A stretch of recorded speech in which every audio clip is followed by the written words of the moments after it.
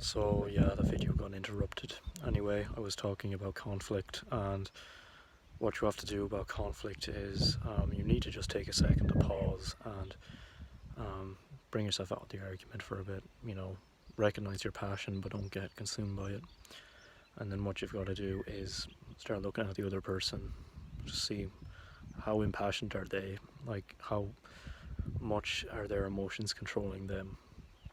Then you're going to look at their arguments and try to understand them, see what you can agree on with them, and if they have no arguments and are logical at all, then nothing you can do about it. But odds are they do have at least one or two fair arguments. So look at them, recognize them, and acknowledge them, and people will appreciate that more, and it's going to just calm both of you down.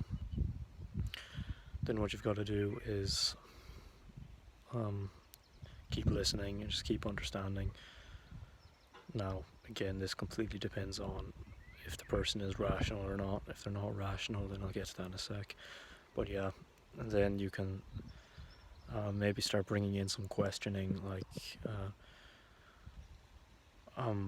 would you say that something kind of obvious is true? And then they say yeah. Then something maybe a tiny bit less obvious but still pretty obvious, is this true? But these have to pertain to your argument. Are they true? Yeah. So this is a form of questioning. It's called Socratic questioning, and it pretty much means that you're going to be getting the other person to say yes. So it's positive affirmation, and when you're doing that, then it's more likely to actually influence the other person to see your point of view, because you're acknowledging them first. They need a sense of importance as well. So do that, and then what you need to do is just wind down the argument. Again, just don't get impassioned. Don't let your limbic area of your brain take over you. Don't get emotional about things too much. And yeah, that should be sorted. But if the person is really impassioned now, and I'm getting to that now, then what you're going to do is just calm down a bit and don't engage with them. Don't stay on their level. Just let them tire themselves out. Just let them keep talking.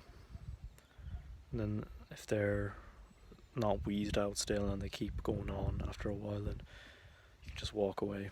There's nothing else you can really do about it. You can't win an argument really with someone because their pride is at stake. Now, you can make someone see a point of view, but that's not going to be an argument. That's going to be like a positive debate. So yeah, just keep those steps in mind. Now, this is a pretty short and simple video, but I'm keeping it down in some simple steps. Now, sorry, it's again split into two videos, but I just keep getting interrupted. So yeah, it's very hot in the sunroom as well. You can probably see it by my face. But yeah, anyway, see ya.